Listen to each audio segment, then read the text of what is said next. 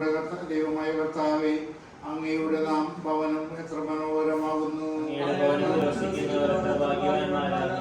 അന്യസ്ഥലത്ത് 1000 ദിവസത്തേക്കാൾ അങ്ങയുടെ അങ്കണത്തിൽ ഒരു ദിവസം കൂടുതൽ അഭികാമ്യമല്ലോ. പിതാവിനും പുത്രനും പരിശുദ്ധാത്മാവിനും സ്തുതി.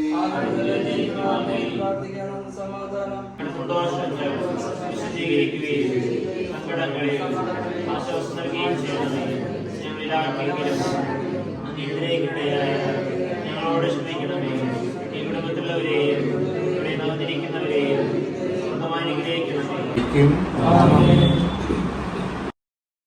ഇമ്പമുള്ള ജീവിതവും ഏറേധനം മാനങ്ങളും തുമ്പമറ്റ സൗഖ്യങ്ങളും